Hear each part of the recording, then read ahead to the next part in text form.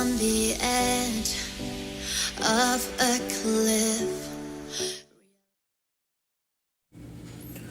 Herkese merhaba arkadaşlar. Bugün Lords Mobile'de oyuncum Ünal'ın kalesindeyiz. Ünal'la ilgili birçok zaten video yaptık arkadaşlar. Onun bir serisi olmuş gibi oldu. Şimdi Ünal'ın yeni kalesi. Arkadaşlar sizlere şimdi göstereceğim. Şimdi kaleye şöyle bir bakalım. Birlikte değerlendirelim. Siz de görün. Şimdi içeriğine baktığımız zaman şöyle arkadaşlar, dekorasyonları uz almış. Şuralarda dekorasyonlar var. Şurada kendine bir tatil için orman köyü yapmış. Evet, şurada dekorasyonlar var. Şimdi arkadaşlar şöyle dışarıdan sizlere göstereyim. Kalesi güzel. CXZ loncasında takılıyor bu kaleyle. Zaten orada da R4 olarak oynuyor. Şimdi arkadaşlar bu kapalı krallık kalesi arkadaşlar. Ondan dolayı o krallıkta. Dediğim gibi burada R4 kapalı krallıkta. Bakayım bir kaçıncı krallık burası. 1109'da. Arkadaşlar o krallıklara yakın kapalı krallıklarda oynayanlar varsa bu loncayı tercih edebilirsiniz. Bunu da söylemiş olayım. Bizim krallıklar açık krallık. Bunlar yeni krallık, yani kapalı krallık arkadaşlar. Şimdi arkadaşlar ekipmanı gösterdim. Şu şekilde bir ekipmanı var. Biraz yıldızlamasını falan kendi yaptı. Kaleyi düzeltmeye çalışıyor. Güzel kalesi. Değiştirebileceği ekipmanları mevcut. Yapabileceği farklı formlar falan mevcut. Şimdi arkadaşlar böyle bir kalesi var. Sırayla şöyle bir bakalım. Bir dakika. Öfke açmamız lazım. Öfkeyi açtık. Şimdi buradan ne açık piyade. Şurada 3'ü 1 yok mu? Galiba 3'üne vermemiş. Neyse. Piyade ile okçuya bir bakalım. Sonra süvariye bakalım. Şimdi tek tip piyadesi. Bu şekilde tek tip piyadesi var arkadaşlar. Tabi yükseltilmesi gereken, yıldızlanması gereken ekipmanlar var. Bunda hemfikiriz zaten. Ama genel olarak güzel bir ekipmana sahip. Zaten tüm ekipmanları mitik arkadaşlar. Aralarda şampiyonlar zaten var. Yeni ekipmanlardan var. Şu 2 bir tane de burada var. 3 tane yeni ekipman. Şöyle 2 tanesi mesela şampiyon. Aralarda taşlar falan, mesela şu ordu saldırı taşı falan. Hatta şöyle göstereyim. Bu şekilde ekipmanı var bir. Buna bir yorum katayım arkadaşlar. Mixlerde kullanıldığı için tek tip olsa bile saldırı değerini illaki düşürüyor. Başka taş takılmış oluyor. Mesela ayakkabı. Süvari saldırı taşı var. Şampiyon CP taşı var. Aynı şekilde burada da süvari şampiyon CP taşı. Burada mesela bunu piyade olarak takmış. Daha sonra herhalde düzeltiriz bunu. İlk önce bir kalenin şeyini göstereyim arkadaşlar. Tanıtımını yapayım, incelemesini yapalım. Mesela piyade olarak bunu takmış ama taş olarak piyade yok şu an. Süvari var, ordu saldırı desteği var, ordu CP var. Örnek başka bir ekipman olsa ya da bu olsa burada. Şimdi SL'de durumuna bakarız. İlla ki bu kalenin ayarında kaleler için belki düşük olabilir. Taşlardan dolayı biraz onu kaybediyor. Çünkü şuna 3 tane saldırı taşı takılabilir. Otomatikmen 30-40 saldırı değeri artar buraya taktığın zaman. Buraya şimdi bu takılmadığı için orada bir tane ekipmandan 40, en az 40 diyelim arkadaşlar. Yine 40-50'ye falan ulaşıyor saldırı değeri bir ekipman başına taşlardan dolayı. Burada 40 saldırı atıyorum düşmüş oluyor. Ayakkabı da aynı. 2 tanesine mesela takılmamış. Burada aynı şekilde 2 tanesine, yani bunlar saldırı değerini düşürücü şekilde, tamam mixte işe yarıyor ama tek tipte saldırı değeri arkadaşlar düşüyor. Şimdi piyadeyi biz giydik. Öfkeyi açtık. Öfkeyi açmanız lazım çünkü savaş öfkesine bağlı saldırı CP, savunma destekleri de var. Onlar o zaman aktif oluyor. Şöyle baktığımız zaman 1185 demiş. Bu şöyle baktığım zaman evet, bu arkadaşlar arttırılır. Kolayca arttırılır. Örnek mesela bakayım bir. 1185 mi dedik? Bak mesela 1185. Şimdi şuna bir bakalım. Burada ne var? Bak mesela şu. Kupayı niye takmıyoruz? Kupayı. Evet, örnek mesela kupa takılabilir. Şu takılabilir. Bak. Ne vermiş? Piyade saldırı desteği 23. Şunu bile taksan. Bak 47'ye çıktı. Şu kaç? 46. Örnek. Bunu taktım. Bakalım. Kaça çıkmış? Evet, 1231'e çıkmış arkadaşlar. Yani düzeltilmesi gereken şeyler var. Zaten benden düzeltmemi bekliyor. Sıkıştırıyor beni. Bakacağız arkadaşlar. Onu ayrıyeten bakacağım. Ama dediğim gibi saldırı değerleri artacak derecede. Yani böyle ekipmanları iyi, yıldızlamaları var. İşte bilen kendi kaleleri böyle olanlar niye saldırı değeri düşük diye bakmasınlar. Bunlardan dolayı yani. O sonra ayarlanacak. 1200 civarı piyadenin saldırısı var diyelim. Şimdi geçelim okçuya. Okçuda yine şampiyonlar var. Yine iki tip olarak ayarlanmış olanlar var. Şuradaki taşa bakıyorum. Bunu büyük ihtimal değiştireceğiz. Çünkü bu 10 saldırı veriyor. 10 saldırı veriyor. Bir de piyade buraya 20 taksak daha mantıklı yani 20'li olanı. Şöyle baktığımız zaman başka ne var? Yani bunlar zaten mix olarak ayarlanmış arkadaşlar. İki tip ondan dolayı saldırı değerini düşürüyor. Ama genel anlamda şöyle ekipman olarak yine mitik ve güzel arkadaşlar. Bu şekilde yükseltebilir bunu. Yani okçu olarak şuraya bakalım. Evet 1261 bak daha iyi oynatma yaptık öteki piyadede. Burada oynatma yapmadık. Okçusu 1261. Ama oynatılabilir. Tek tip üzerine saldırı değerleri yükseltilebilir. Böyle arkadaşlar. İki tanesi. Yani 1261. Şimdi süvariye bakalım. Süvari yapmam lazım. O zaman yine iki tip yapalım. 659'da büyük ihtimal süvari zaten yapılıdır. Evet. Bunu seçeyim. Hüner'i düzelttik.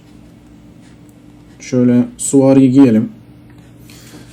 Evet. Süvariyi giydik. Baktığımız zaman 2, 3, 4. 4 tane yeni ekipmandan var. Şampiyon aynı şekilde var. Baktığımız zaman sadece süvari. Düşünün. Bak piyade taşı var. Piyade taşı var. Burada piyade var. Gibi. Burada CP var. Örnek. CP var. Bu şekilde yani tam anlamıyla tek tip saldırıya ayarlı değil. Ekipman süvari olsa da.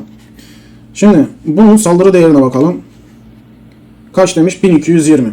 Tamam 1250 civarı diyelim arkadaşlar. Ortalama bu şekilde ama dediğim gibi arttırılabilir. Kolaylıkla arttırılabilir. Bir düzeyde. Bakayım gıdası eriyor mu? Gıdası yok üstünde. Tamam şimdi arkadaşlar kalesine bir bakalım. Saldırı değerlerini size gösterdim. Şimdi 659 yapmış. Buna da bir göz gezdirelim. Şöyle baktığımız zaman evet. Bak mesela buraya değişik 15 olarak göğüslüğü koyduk. Kafalık zaten süvari ordu CP olarak. Burada CP var. Burada şampiyon ekipmanı diye bunu eklemişiz. Burada evet. Şu da zaten süvariye ağırlık verilmiş durumda. Bu şekilde 6, 5, 9 diye bir ekipman ayarlamışız arkadaşlar. Şurada 992 var mesela. Şuna bakalım.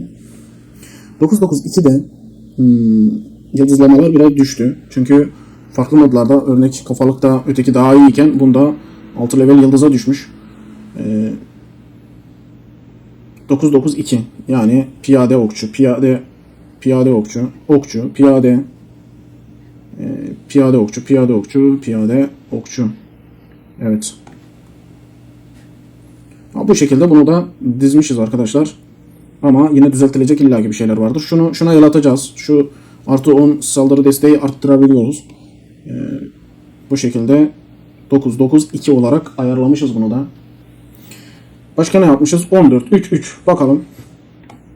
Evet. 14-3-3 olduğu için arkadaşlar 14'te piyade çok olması lazım. Bak bunu da piyade saldırıyı yükseltmek için böyle koymuşuz. kupalar hazır. Şampiyonları koymuşuz. CP. Burada da bu var. Şu da arkadaşlar dediğim gibi CP'den dolayı şampiyonu da eklemiş durumdayız. Yoksa 9-9-2 örnek mesela yine bu konulabilir. Ama işte hem yıldız anlamına hem de CP gelsin diye bu şekilde ekleme yapmışız. Bu da 9-9 14-3-3 diye eklemişiz. 8-8-4. 9-9-2 ile normalde aynı ekipmana sahip. Bir de bakalım. Evet. Hemen hemen aynı arkadaşlar. Aynı olması lazım.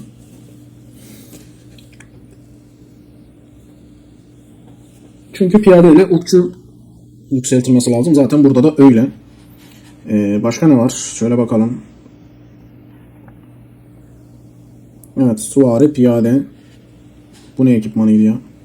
Süvari piyade. Tekrar bakayım.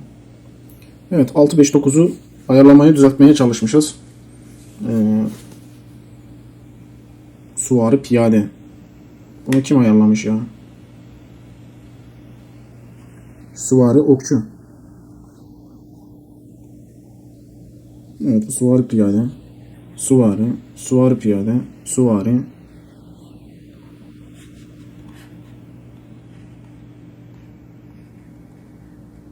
Biri bunu acaba çevirmiş mi ya? Biz bunu piyade ve formu olarak normalde şey yapmış olmamız lazım. Tekrar bir bakayım. Süvari okçu mu yaptık acaba biz bunu? Süvari okçu olarak yapılabilir. Ve bunu piyade formu olarak vurulabilir. Okçu süvari alıp diye yapmışızdır diye düşünüyorum. Acaba bunu biz mi yaptık, başkası mı yaptı? Şu yazı bizimki, benimki değil. Ben bu şekilde yazmam mesela. Kendisi mi ayarlamış, nasıl olmuş bilmiyorum. Neyse bir sonrakinde bakacağım arkadaşlar ona da. Şimdi hızlı geçmem lazım. Şöyle baktığımda en kötüsü de canavar ekipmanı. Canavar ekipmanına bakmamış. Evet zaten arkadaşlar yeni kalesi yeni satın aldı yani. Bilirsiniz öteki videolardan Ünal sever böyle yeni kale kullanmayı. Şimdi şöyle bir üstümüzü giyelim tekrar. Evet bu şekilde durabilir. Bu şekilde durabilir. Şurada bunu yine ekleyebilir. Bak şöyle koyduğu zaman güzel ekipman duruyor. Gece yatarken de bu şekilde takılabilir. Evet arkadaşlar neye bakacağız? Neye bakabiliriz?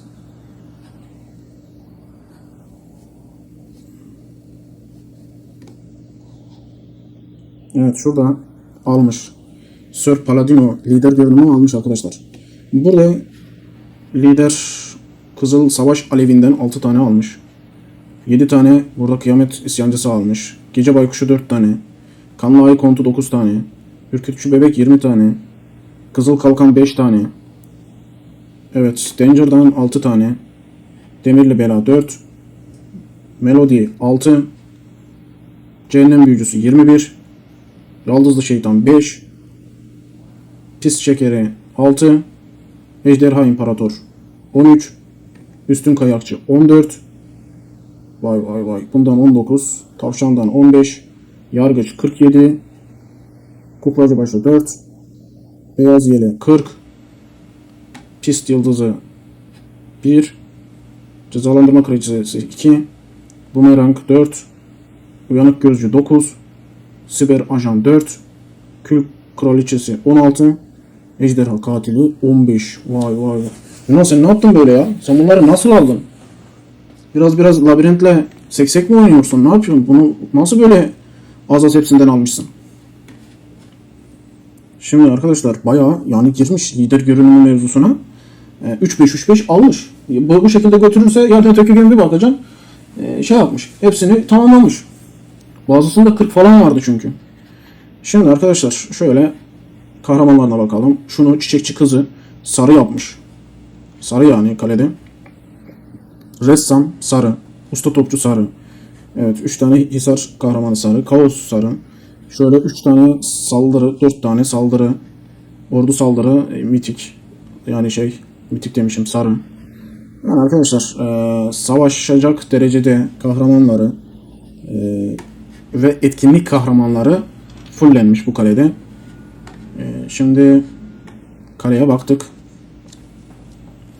genel anlamda baktık arkadaşlar. Duvara ne koymuş ona bir bakalım. Ya da koyduk. Süvari şöyle, evet, mix olarak yerleştirilmiş. Burada da mix olarak şunları da katarak bu şekilde bir savunma oluşturmuşuz ya da oluşturmuş. Asker sayısını göstereyim de bunu bir yaksınlar. Nerede bu? 15M. Azmış. Gerçekten yakarlar yani. Ha, üstünde bu ekipman olursa yapamazlar da.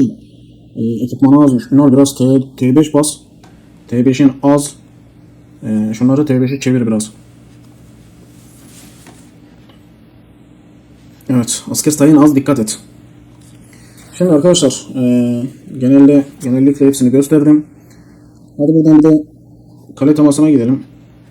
Kale temasında ne var bir bakalım. Şöyle baktığımız zaman evet, çoğunu almış ve yıldızlamışlar. Etkinlik kale temalar da var. Evet, çoğunu ayarlamış arkadaşlar. Şu şekilde rota teması var. Evet, bu şekilde ordu temaları var. Evet. Kaleyi genel anlamda arkadaşlar göstermiş olduk. Askere baktık, ekipmana baktık. Hünerleri zaten biz ayarlamıştık. Şurayı iyi yapmış. Şunu almayı unutma. Bunu yükselttiği için bak direktmen otomatik şey yapıyor. Bunu tek tek uğraşmak yerine hepsini aynı anda rötuşluyor. Ulan okuyalım diye kaç tane geldiğini göremedim buradan. Evet, genel anlamda arkadaşlar kale güzel. Bu şekilde. Zaten lider görünümü güzel. Evet. Bu şekilde baktık arkadaşlar. Dediğim gibi kalesi güzel. Bir de dışarıdan bakalım. Bir saniye.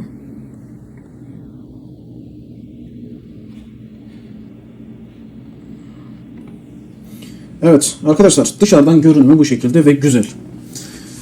Ekipman olarak ekipmanları güzel. Şöyle baktığımızda dekorasyon etkisini biraz arttırması lazım. Burada kutsaması 56. Bunları da yavaş yavaş yine yükseltmesi lazım. Kale yıldız tema sayısını yükseltmesi lazım. İlla ki eksikleri var arkadaşlar ama kale güzel kale. Şu ana kadar en iyi oynadığı kalesi arkadaşlar. Bu şekilde bir kaleye artık sahip Ünal arkadaşımız. Evet, genel anlamda gösterdik arkadaşlar kaleyi. Artık eksik bir şey kaldıysa da artık göstermediğimiz bir şey varsa kusura bakmayın. Bugünlük bu kadar olsun. Ayarlamasını yapacağım arkadaşlar kalenin ayrıntılı. Düzenleme yapacağım. Saldırı değerlerini arttırmak istiyor. Buna bakacağız. Ama ilk önce bu şekilde kaleyi bir gösterelim sizlere. Böyle bir kaleyle oynuyor arkadaşlar. Bugünlük videomuz bu kadar. Kendinize iyi bakın. Sağlıcakla kalın arkadaşlar. Görüşmek üzere.